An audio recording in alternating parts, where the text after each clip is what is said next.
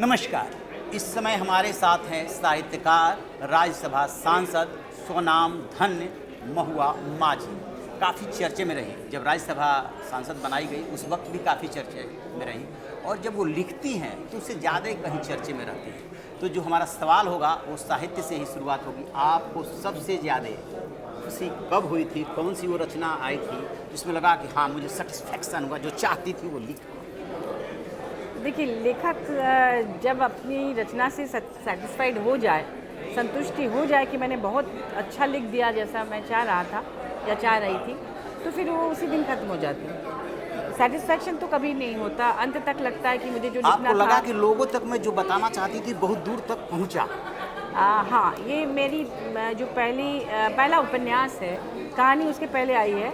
पहला उपन्यास मैं बोरीशा इल्ला, जिसको लोगों ने खूब पसंद किया। अभी भी वो है, वो राजकमल प्रकाशन, हमारे देश के सबसे प्रतिष्ठित प्रकाशन, उनके यहाँ से बेस्ट सेलर रहा।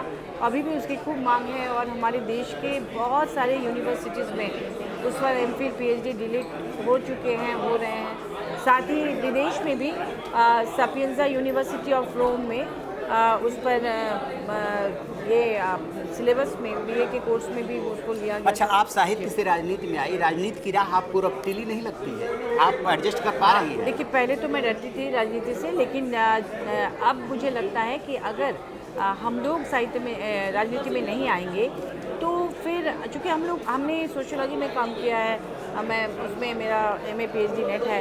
हाँ, तो समाजशास्त्र का जो बैकग्राउंड है, लेखक का बैकग्राउंड है, विमेंस कमीशन चेयरपर्सन के रूप में जो मैंने काम किया उसका बैकग्राउंड है, इन सब का लाभ मिलना चाहिए राजनीति को, सुलझे हुए ये से हमें काम करना। चलिए, तो ये थी महुआ माझी जी, जिन्होंने कि बताया कि कैसे साहित्य से राजनीति में आकर के काम कर रही हैं, और उन्होंने ये भी बताने की कोशिश की है कि साहित्य और राजनीति में एडजस्ट करना कोई मुश्किल काम नहीं है। आपकी क्या राय है?